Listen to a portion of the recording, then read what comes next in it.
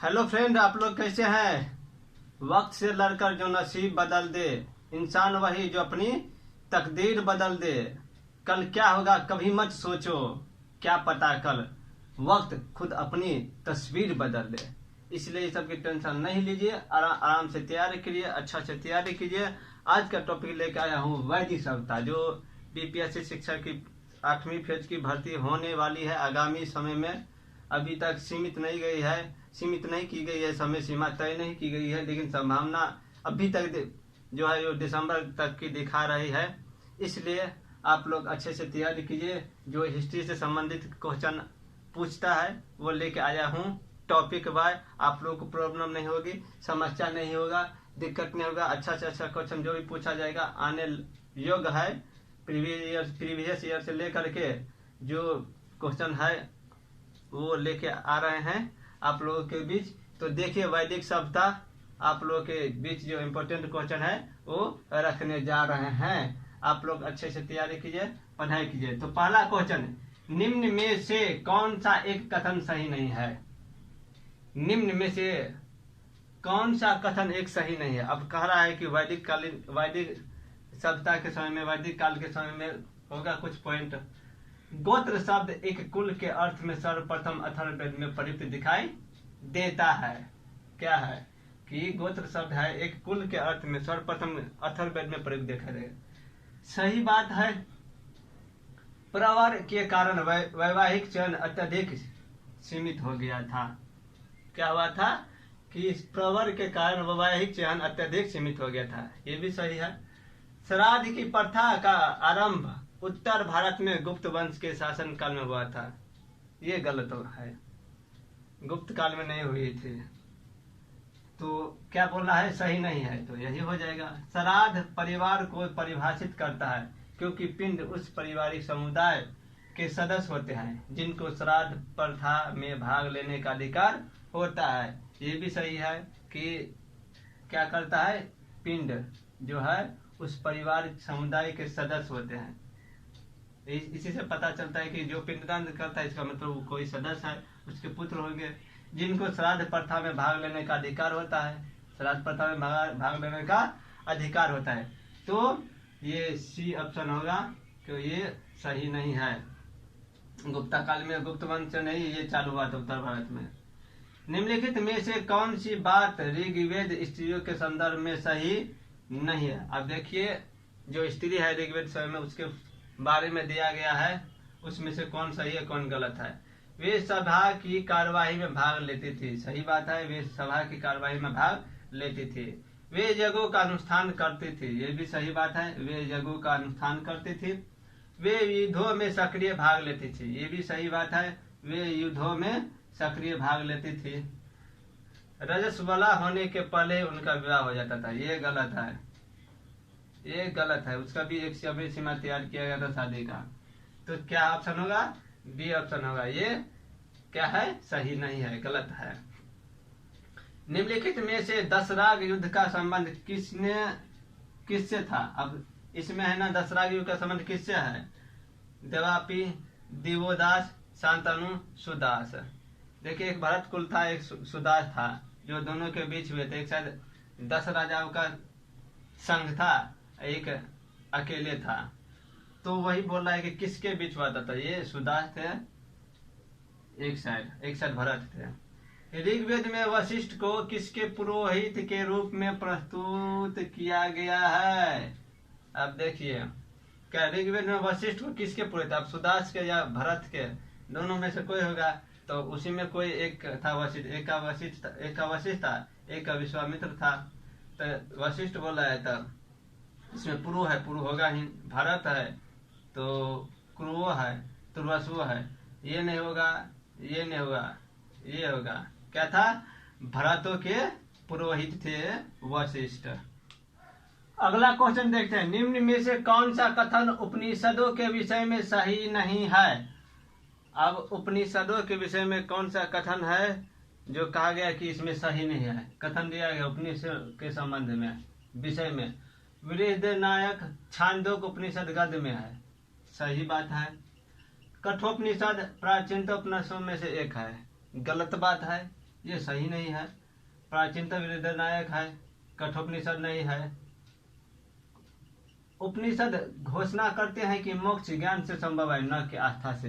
ये भी सही है। उपनिषद घोषणा करते हैं कि मोक्ष ज्ञान से संभव है, न कि आस्था से।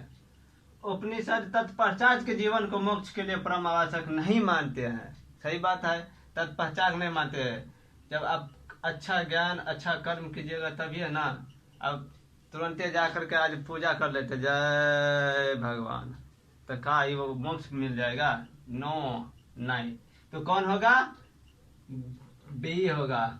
ये प्राचीनतम उपनिषद में है, ये प्राचीनतम है ये। चलिए, क्लासिकीय संस्कृति में आर्य शब्द का क्या अर्थ है? क्लासिकीय संस्कृति में आर्य शब्द का क्या अर्थ है? आर्य शब्द से क्या मतलब है? इसका अर्थ क्या है? ईश्वर में विश्वासी, एक वंशानुगत जाति, एक उत्तम व्यक्ति, इनमें से कोई नहीं। क्या है? तो एक उत्तम व्यक्ति है। क्लासिकल संस्कृति में आर्य शब्द का अर्थ है एक उत्तम व्यक्ति, सुंदर व्यक्ति, बढ़िया व्यक्ति, खूबसूरत व्यक्ति। उत्तम मतलब उच्च विचार। वर्ण व्यवस्था से संबंधित पुरुष सूक्त मूलतः किस वेद में पाया जाता है? अब वर्ण व्यवस्था, वर्ण की जी व्याख्या, वर्ण किस वेद में मिलता है? और ये क्या कहते हैं, ये पुरुष सूक्त जो है वर्ण व्यवस्था से संबंधित, वो किस वेद में पाया गया था? किस वेद में है? अथर्ववेद में, सामवेद में, ऋग्वेद में, यजुर्वेद में। किस वेद में है? तो ऋग्वेद में है।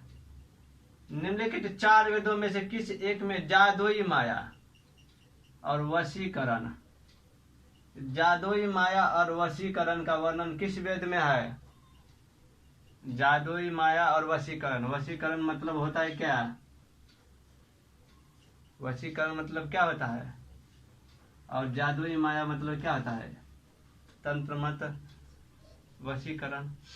किसमें है? अथर्ववेद, ऋग्वेद, सामवेद, यजुर्वेद। किसमें है? तो अथर्ववेद में है। ये जादुई माया और वशीकरण किसमें है? अथर्ववेद में। वेद नायक उपनिषद में जनक की सभा में याज्ञवल्क्य से दार्शनिक संवाद करते हुए निम्नलिखित में से किसका वर्णन हुआ है? अब जो उपनिषद में दिया गया है, जो जनक के सभा में, राजा जनक थे, उसके सभा में याज्ञवल्क्य से दार्शनिक संवाद करते हुए निम्नलिखित में से किसका वर्णन हुआ है? किसका वर्णन किया है? किसका नाम लिया गया? किसके बारे में बातचीत हुआ है? तो होगा ना कोई, जो आप दो आदमी के बीच कोई टॉपिक होता है ना, किसके बारे में? गार्गी, कात्यायनी, मैत्रेयी, विश्ववारा। किसके बारे में वर्णन हुआ है? तो गार्गी के बारे में वर्णन हुआ है। निम्न में से किस महिला द्वारा वैदिक मंत्रों की रचना की गई है? अब वैदिक मंत्रों की रचना किस महिला द्वारा है? किसके द्वारा किया गया है?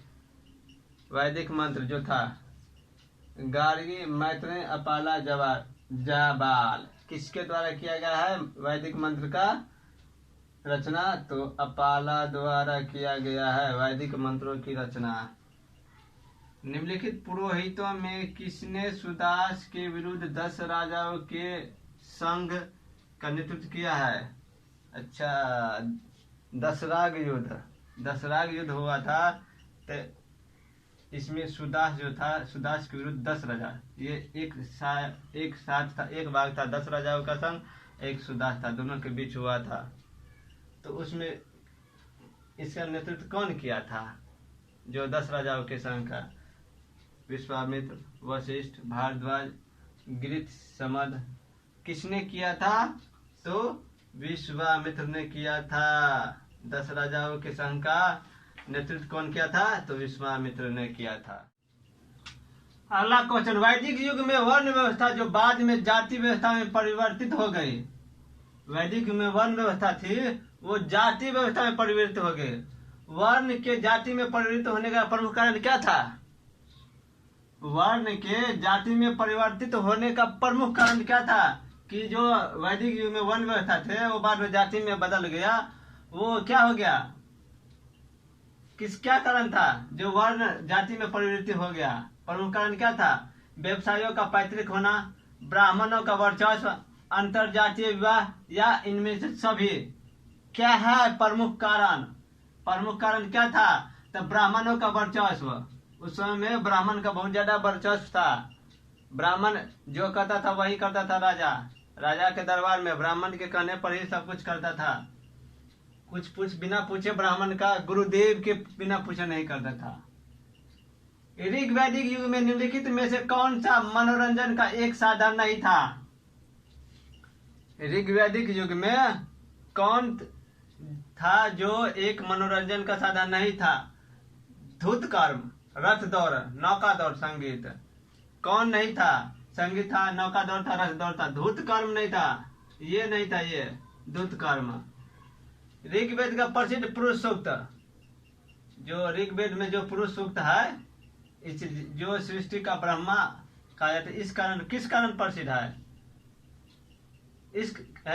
अच्छा सॉरी, ऋग्वेद का प्रसिद्ध पुरुष सूक्त इस कारण प्रसिद्ध है कि इसमें क्या वर्णन है? किस लिए प्रसिद्ध है पुरुष सूक्त? उसमें क्या वर्णन है?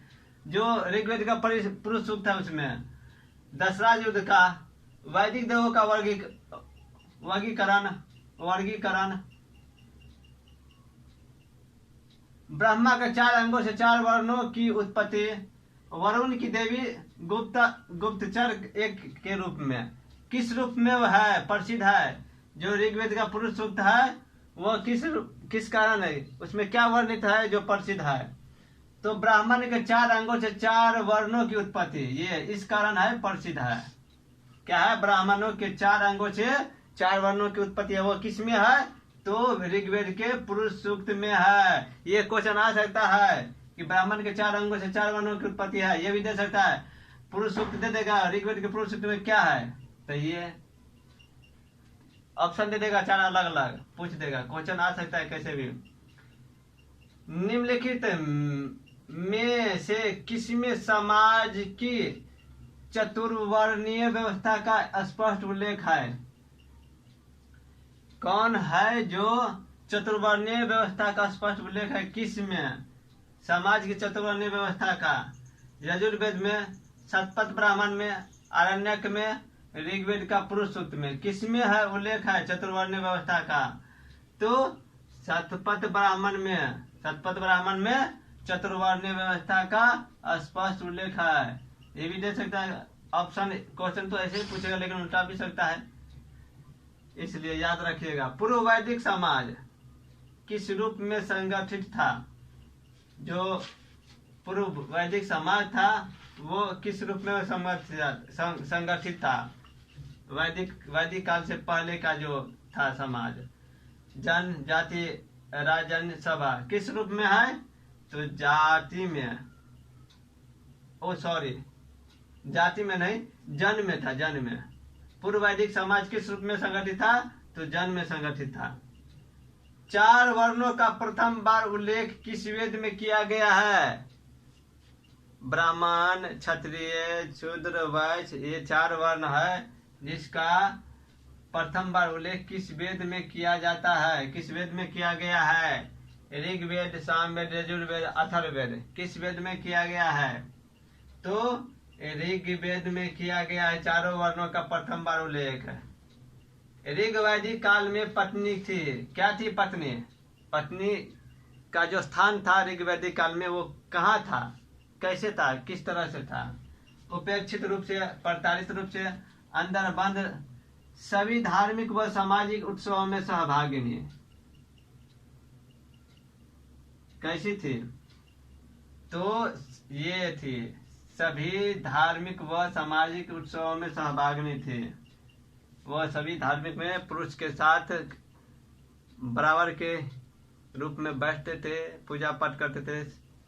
मतलब सहभागी मतलब बराबर का हिस्सा हुआ ना, बराबर का आधार, बराबर की दर्जा प्राप्त थी। बोले ऐसे कही कि बराबर का दर्जा था, बराबर उसका जो महत्व था, ताकत थी। उत्तर वैदिक युग में जाति प्रथा का आधार क्या था? अब बोलता है कि उत्तर वैदिक काल में जो जाति प्रथा था, जाति था, वो किस पर आधारित था? कर्म पर, जन पर, अभिरुचि पर, व्यवसायिक निपुणता पर, किस पर था? उत्तर वैदिक काल में युग में जाति प्रथा का आधार, जो जाति किस रूप में बांटा गया था? कर्म, जन, अभिरुचि, व्यवसायिक निपुणता, किसमें? तो जन्म, जो जिसमें जन्म लेता था उसी में वो होता था।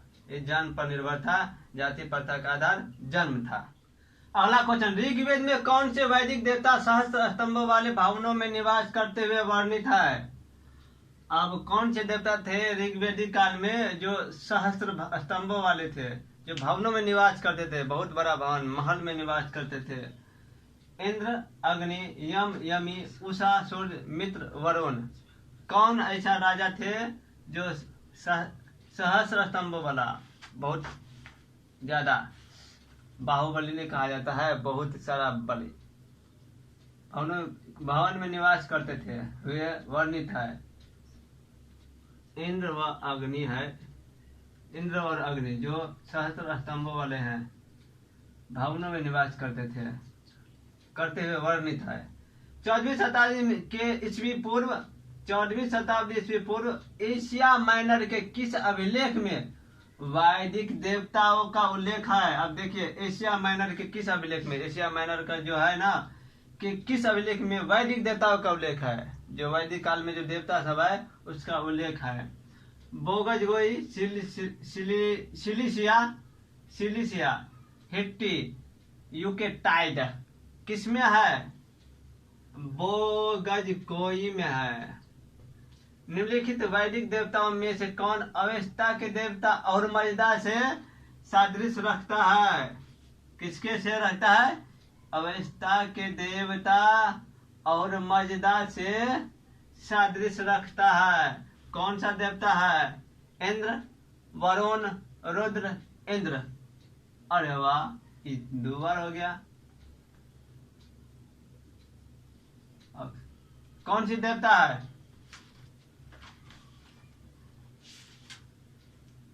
तो वरुण है जो अवस्था के देवता और मर्यादा से सादृश्य रखता है। मिथिला में गार्गी वाचनवी ने किस ऋषि से शास्त्रार्थ किया था? मतलब वार्तालाप, बातचीत किया था, दोनों के बीच कंपटीशन हुआ था। मिथिला में गार्गी वाचनवी ने किस ऋषि के साथ किया था? वशिष्ठ के साथ, विश्वामित्र के साथ, भारद्वाज के साथ। किसके साथ? याज्ञवल्क्य। किसके साथ किया था? तो याज्ञवल्क्य के साथ शास्त्रार्थ किया था। दोनों के बीच हुआ था कंपटीशन। वो भी राजा जनक मिथिला में थे, वो राजा जनक थे, उसी के मध्य में हुआ दरबार में। ऋषि याज्ञवल्क्य के जीवन पर किस उपनिषद में प्रकाश डाला गया है? याज्ञवल्क्य के जीवन पर किस उपनिषद में प्रकाश डाला गया है? जो ऋषि थे याज्ञवल्क्य, उसके जीवन पर जो उपनिषद है उसके जीवन पर किस उपनिषद में उसके जीवन के बारे में लिखा गया है? कि याज्ञवल्क्य मुनि, जैसे राम के बारे में रामायण में लिखा गया है, वैसे ही याज्ञवल्क्य के जीवन के बारे में किस उपनिषद में लिखा गया है? इस केन कठ बृहदरनायक। किसमें? तो बृहदरनायक में लिखा गया है, जीवन का उल्लेख किया गया है याज्ञवल्क्य मुनि के जीवन का। जनक और याज्ञवल्क्य कथानक कहाँ सा मिलता है? इन दोनों का जो कथा है जनक और याज्ञवल्क्य का, उस किस में मिलता है? शतपथ ब्राह्मण, ऐतरेय ब्राह्मण, वीरद्वय उपनिषद, प्रश्नोपनिषद में। किसमें मिलता है? तो बृहदरनायक उपनिषद में मिलता है। किसका? तो याज्ञवल्क्य ऋषि और जनक, राजा जनक और याज्ञवल्क्य। ये राजा जनक और कोई जनक नहीं थे मिथिला में, यही थे राजा जनक और क्या कहते हैं याज्ञवल्क्य के कथा का जो मिलता है कथानक, वो बृहदरनायक मिलता है। दोनों के बारे में कथा। ऋग्वेद में कौन सा देवता हिरण्यगर्भ की उपाधि से जाना जाता है? हिरण्यगर्भ, हिरण्यकश्यप, हिरण्यगर्भ, हिरण्यकश्यप ऐसे मिला सकते। हिरण्यगर्भ मतलब हिरण्यकश्यप, हिरण्यगर्भ मतलब हिरण्यकश्यप की उपाधि से जाना जाता है। किसको हिरण्यगर्भ की उपाधि मिला? मतलब हिरण्यकश्यप को मारा था तो हिरण्यगर्भ। कौन? विष्णु, इंद्र, वरुण, विश्वदेव। कौन थे? विष्णु, इंद्र, वरुण, विश्वदेव कौन थे? तो विष्णु। ए ऑप्शन होगा, विष्णु थे। वैदिक काल में निम्न में से किसकी उपासना नहीं होती थी? वैदिक काल में किसकी उपासना नहीं होती थी, किसका उपवास नहीं होता था? वरुण, इंद्र, मरुत, लक्ष्मी। किसकी नहीं होती थी? वरुण की होती थी, इंद्र की होती थी, मरुत की भी होती थी, लेकिन लक्ष्मी की उपासना नहीं होती थी। तो फेज 1 जो उत्तर वैदिक काल का जो इम्पोर्टेंट क्वेश्चन है, इसका और भी भाग लेके गए, और भी क्वेश्चन लेके गए। अभी और क्वेश्चन बाकी है इम्पोर्टेंट क्वेश्चन, तो इसको 2 वीडियो में 2 भाग में पार्ट करके ला रहे हैं, क्योंकि पढ़ने में आपको सुविधा कम है, दिमाग में आते एक बार दे देंगे घौच पच हो जाए, भूल जाइएगा, इसलिए आधा आधा करके लेके आए हैं। और अगले वीडियो में और इम्पोर्टेंट है, मिलाने वाला है, जो स्टेटमेंट तौर पर है, और क्वेश्चन लेके आएंगे। तो आप लोगों को ये वीडियो कैसा लगा तो लाइक कमेंट शेयर कीजिए, और अगले वीडियो देखने के लिए सब्सक्राइब कर दीजिए, जिससे आपको नोटिफिकेशन मिल जाए, सुविधा हो। तब तक के लिए जय हिंद, जय भारत।